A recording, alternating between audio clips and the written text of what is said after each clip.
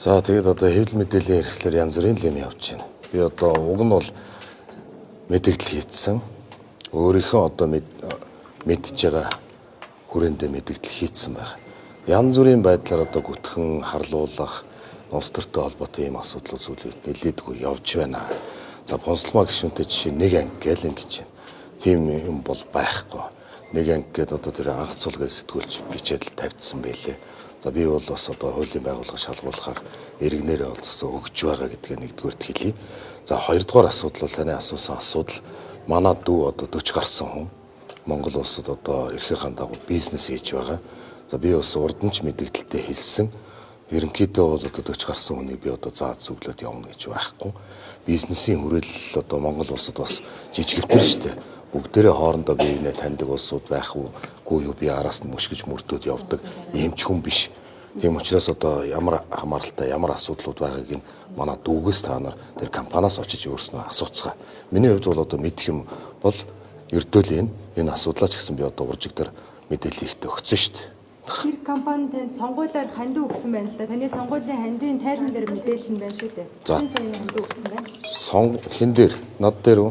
Над дээр өгсөнд ерөөсөө тийм байхгүй. Тэр мэдээллүүдээ гаргаад BAT Partners гэдэг компаниас гэхдээ энд дээ шүү дээ. Болоод BAT Partners гэдэг компани бол манай дүүгийн компани.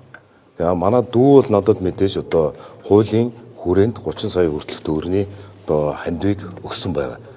Бид нэр сонгуульд орохдоо мэдээж одоо ах トゥ амаатан содон таньдаг найз нөхөд ийм улсуудаас хуулийн хүрээнд одоо авдаг.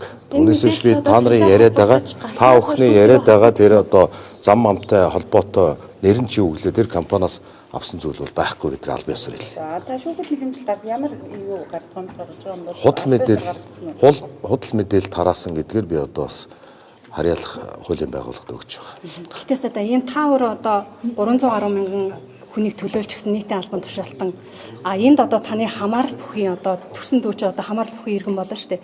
Энэ хүн за өөр одоо компани буюу гадны хөрөнгө оруулалттай компанийг одоо залилжсан байж болзошгүй гэдэг ингээ баримтууд гараад ирчихсэн асуудалд холбогдоо явж байгаа зүйл дээр мэдээлэл гараад ирэхээр таныг одоо гүтгэж байна гэдэг ийм асуудал ярих нэр болох юм уу? Энэ нэр нь та өөрөө нийтийн албан тушаалтан шүү дээ. Ийм тайлбар тавих нь зүгээр юм уу? Эний ч нэ шүү дээ. Монгол улсад шүүдэг, хяндаг, шалгадаг байгууллага нь хуулийн байгууллага.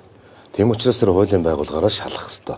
Та нарч тэр сэтгүүлч нарч тэр бийч тэр энийг одоо хяндаг одоо шалгадаг зөв бурууг нь тогтоодог ийм одоо субъект биш шүү Хуулийн дээ. байгууллага дээр 10 удаа гомдлоо. Миний талаар худал мэдээлэл өгсөн учраас би одоо хуулийн байгууллага хамаарч бүхий этгээдийн компани руу тэр хос мөнгөн зам гэдэг компаниас бол одоо хэд хэдэн удаагийн үйл хэмжээний 8 тэрбум төгрөгийг би та хэдэд ойлгохдохоор хэллээ.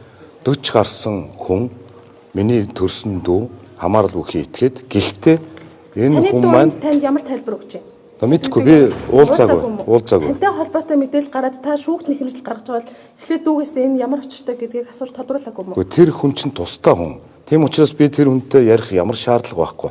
Миний талаар худал мэдээлэл гарсан учраас би хуулийн байгууллагад өгч. Хос мөнгөн замаар ямар за